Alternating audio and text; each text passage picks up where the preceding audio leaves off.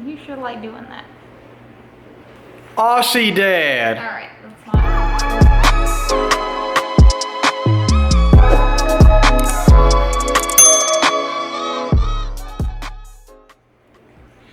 Hey guys, welcome back to my channel. Today we are going to do the second video in the Meet the Dog series. And today you are going to meet our little red tri-boy, Ryder James. Say hi, Ryder. Ryder. Aw. Say, I'm just gonna give loves. I'm just gonna give loves. So as you might know from watching some of my other videos, Ryder is the stud for our Australian Shepherd breeding business. He is the father to River, which was the one we kept from our last litter, our little red Merle. And so he is a miniature Australian Shepherd. Oh, thank you. Yeah, your tongue's gonna be tingling from my lip gloss. Yeah, thank you. He is a miniature Australian Shepherd and he is a red tri. He is also missing his toes on his back foot. That's a little interesting fact about him. What are you trying to do, Boo? He's just trying to get away. That's a little interesting fact about him. When he was born, his mom mistook his toes for the umbilical cord and actually chewed them off. So it's not anything genetically wrong with him, but that is why he is missing his toes. The information that I could give you about the breed Australian Shepherd is a lot, and since we have 5 of them, I'm going to try and break the information up between the 5 videos that we'll be doing on them. So today we're going to talk a little more specifically about Ryder. He has a completely different personality than any of our other dogs. I love seeing with having 9 dogs, all of our dogs have their own personalities, but especially within the breeds, I usually see some personality like traits that overlap between the dogs. Ryder, there is no overlap really. He is sweet and loving, but he is what I would say. He's high maintenance. He is. He's like, high not maintenance. like, he's not a dirty boy.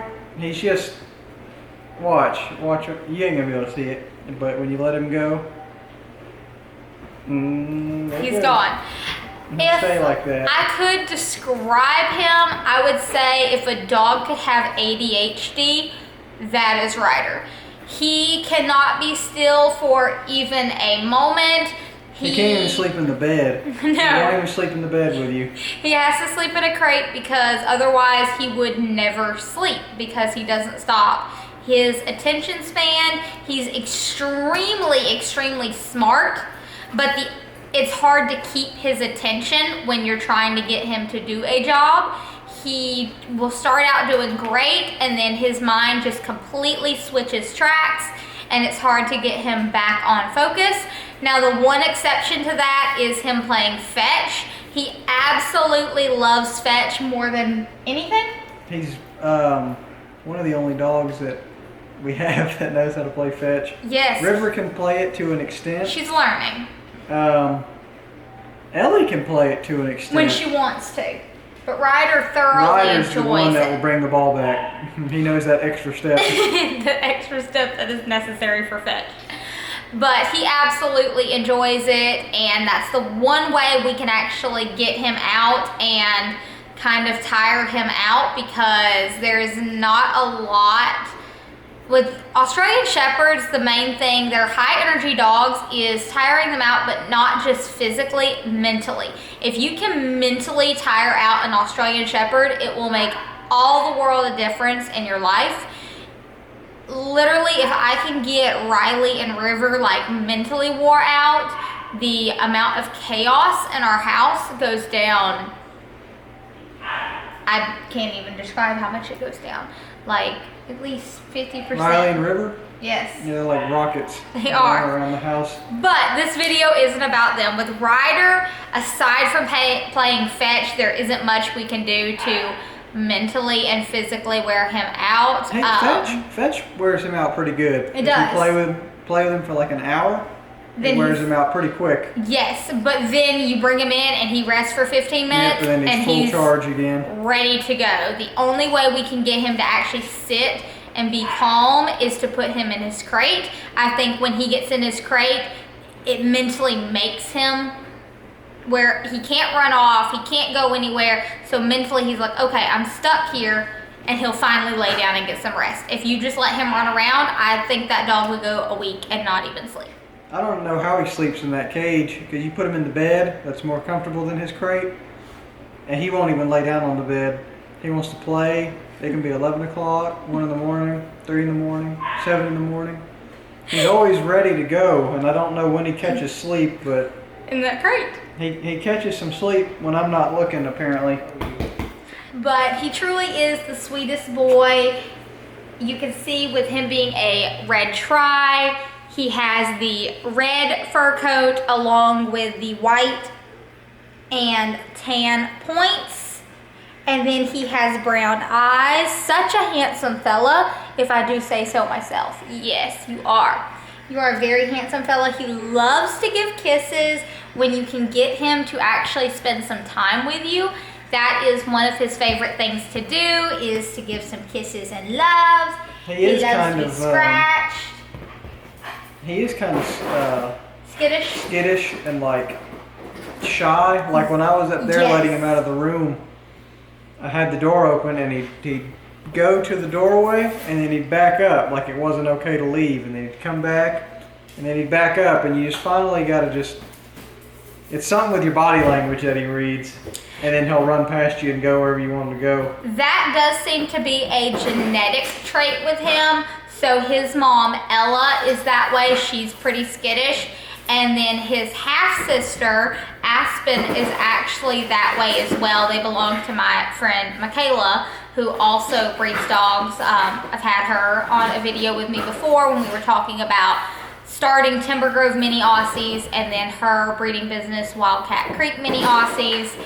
And so it seems to be a genetic trait that the shyness kind of passes on pretty easily with his bloodline. That's why breeding Ryder with Lila, I feel like we get the perfect combination. You got an extrovert dog and an introvert dog, and you put combine them together, and you get a half and half litter. Yes. That's my math. And River kind of got the best of both of them. She's very shy when she meets someone, but once she warms up, she's the friendliest, most loving dog you could ever know. And it doesn't take her as long to warm up as it does Ryder. Ryder, I think it took him, when Avi and Nick, well, my sister and her boyfriend stayed here at the house for a week, I think they said it took him like a day, like a full day to like warm up to them. He wouldn't come out of his crate. So it definitely takes an adjustment period with him. A lot of times when I take him out, especially going to the vet, I don't even try to like make him walk through a crowd of people on his leash. I just take him in the doggy stroller.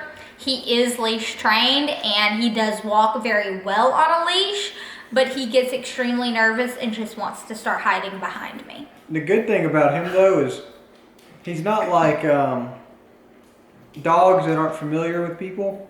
They're kind of aggressive, and I mean not aggressive, but they want to bark, kind of worry you, I guess. He doesn't really bark at people he's not familiar with. He just kind of he cowers more than barking. He doesn't out in public. I have noticed when we've had people over here looking at the puppies, like he will start to bark, but he'll do it from a distance. And then he'll finally warm up and he'll get down on his belly and his chest and he'll crawl to you. Which, it's sad because you would think he had been abused at some point in some way, which he absolutely has not been. Him as a puppy, and then we took him home and probably cared for him about the way you care for a human baby.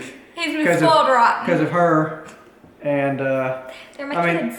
There's no reason for him to act like that, but I guess that's just it's just his personality. It's just his personality. He's a shy dog. Very anxious. He has a lot of anxiety. Like me. Team anxiety. He is his daddy's boy. That's except he likes her more. Likes her a lot more. Y'all already saw the video of the dog that really likes me. It's the only one that really likes me. I think we covered in that video that 8 out of 9 dogs love me the most. 1 is better than 0. But we absolutely love having the breed Australian Shepherds, and we'll share a lot more information in the other videos that we're going to be putting out. I don't want to give all the information about Aussies in this one video because we still have 4 more Aussies to do videos with, plus our Aussie Chow Chow. Big girl, number 2.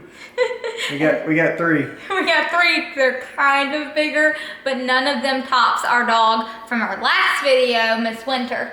Shout out to all 100 of y'all that watched that video. Thank you so much. Well, I just generalized. I'll round up. 200. Maybe we can get this video to 200. Man Wouldn't can that be dream. awesome? It would be. Okay, so next we're going to talk about some of our favorite things about Ryder. What are some of your favorite things, or at least one of your favorite things about Ryder? Y'all, it's gonna sound so bad, but when we got him, like, I love the way they look. They just have that look like, I don't know how to describe him because he doesn't have like a box crushed face. He doesn't have jowls or anything like a pit bull would or a boxer. They got that like outdoor dog look, I guess. But so his appearance is his appearance and his price tag when we got him. That's me being honest. The price tag was like, I can do that. He was discounted because of his no toes.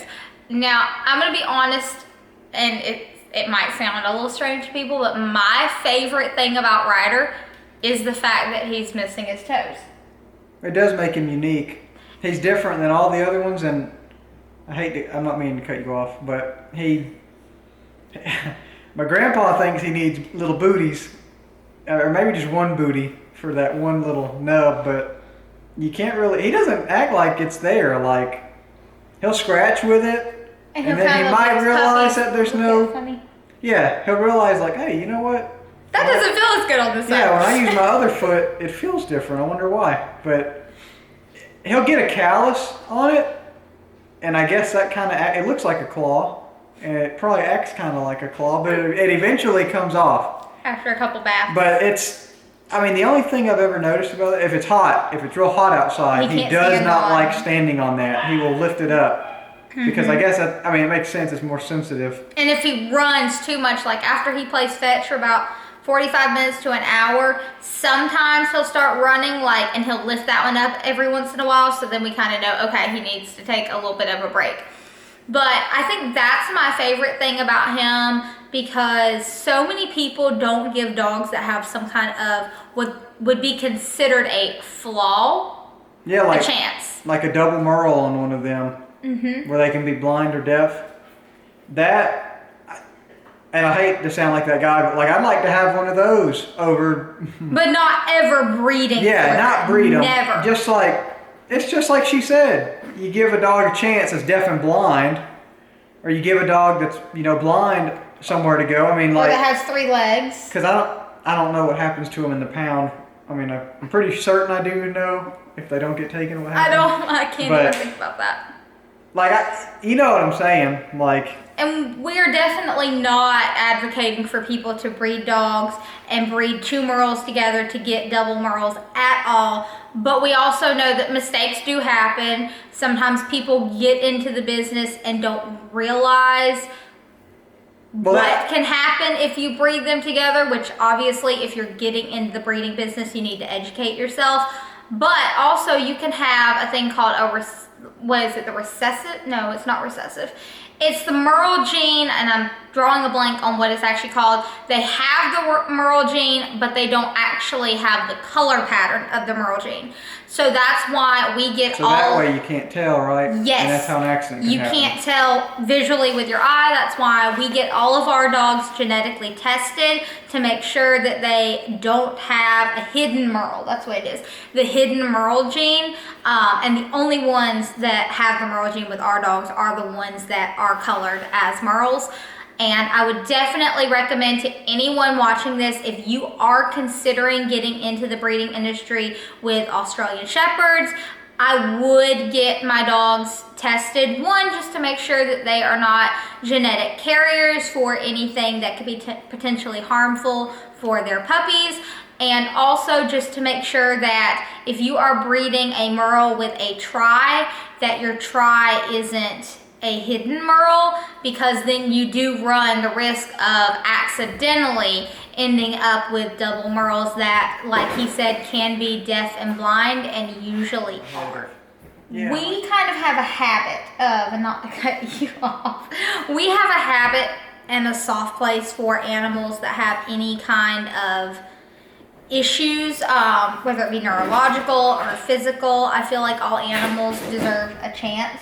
We have had a duck with a neurological condition. Lots of chickens. We've had lots of chickens that have had issues. We actually have one now named Lucky that I believe she had a stroke and has a neurological condition. We love her to death. We've nursed several injured chickens back to health.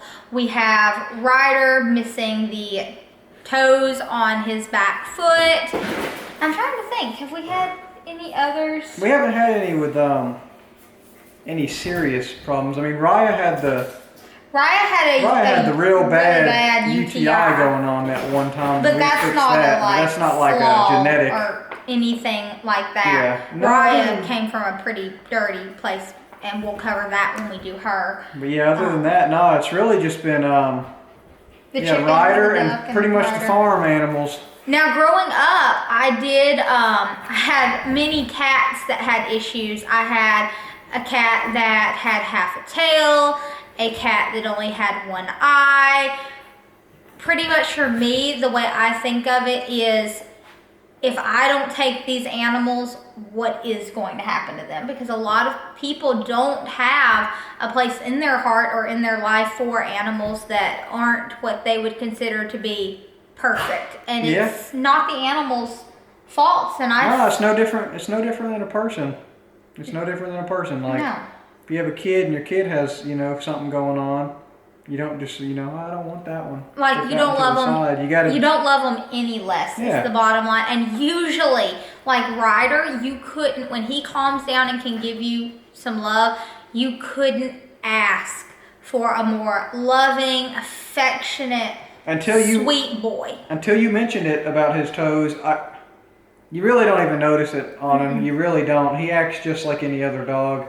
Everyone that meets him, that comes here, whether it be to look at puppies, and that is something that I disclose to every single person that buys one of our puppies, that Ryder does not have toes on his back paw. I also disclose that it is nothing genetic. I explain exactly what happened, and if asked, I'll tell everyone, he's been genetically tested. Lila, the mom, has been genetically tested. If you would like copies of those records, I'm more than happy to give them to you, just because we want people to know, hey, listen, this is the mom, this is the dad.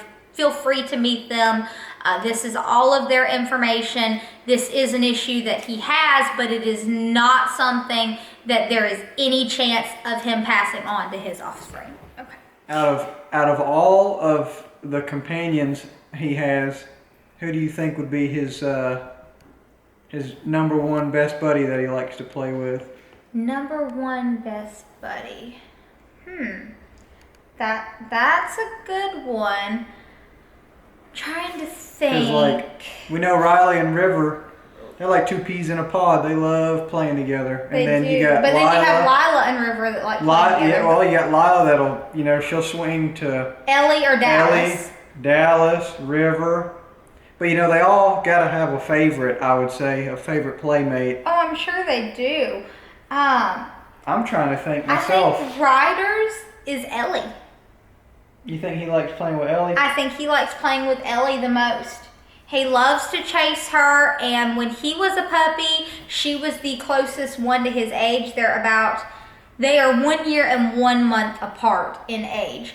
And so they spent a lot of time together, because when we got Ryder, we weren't even living together yet.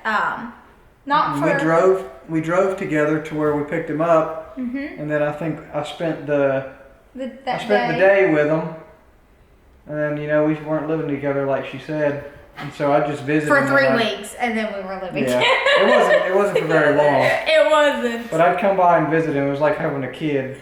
I don't know what it's like to have a kid, but that's what I would guess, maybe. With visitation. With visitation rights or whatever. I don't know. No offense to anybody that has to go through that. I can't believe you compared it to that. But okay. But yeah, so he and Ellie spent a lot of time together because Heidi and Dallas, the Yorkies, were kind of a team. And then you had Ellie and Ryder, and they were kind of a team. It would either be Ellie or Raya. It'd be one of the two because Ryder and Raya are 2 months apart in age. And we got Raya about a month and a half after Ryder. Maybe 2 months. So it would be one of those two, I would say. What do you I'm trying to think. Ellie and Rye are pretty good answers. It's hard because if you're out there, entertaining him, he's just gonna. If you're out there entertaining him with Fetch, River and him play together, but. But when the dogs are just running around playing, it's either Ellie or Raya. I think it's probably, yeah, you might be right with Ellie. I think I've seen her, no?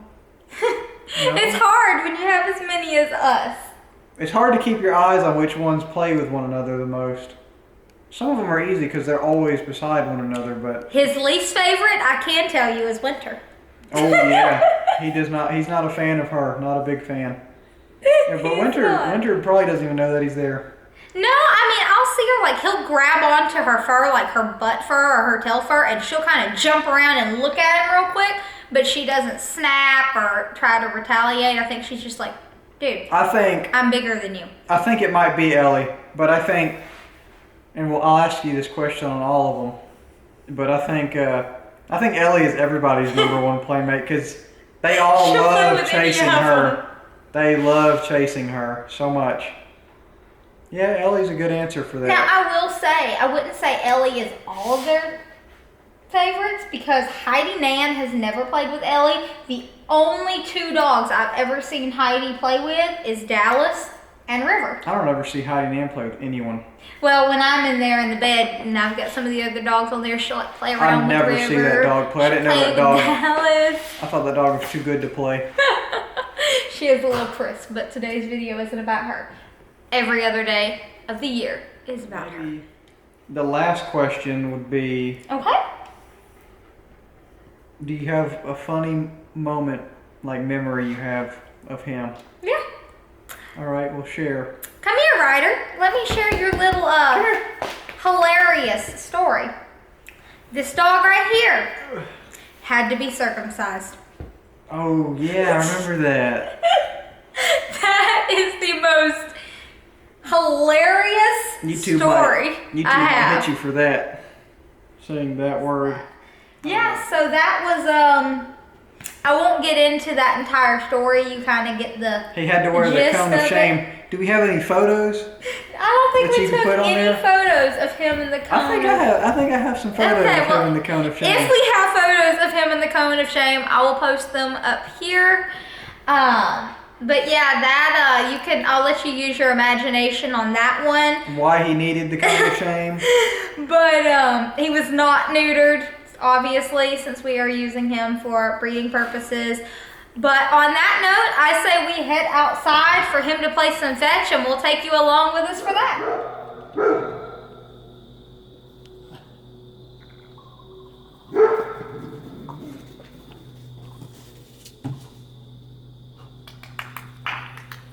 Come on.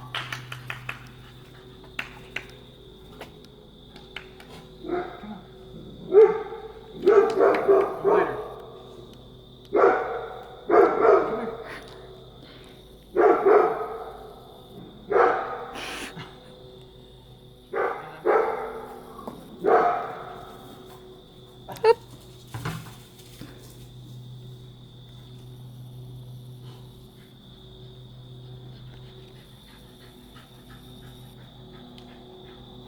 Good boy. Good boy.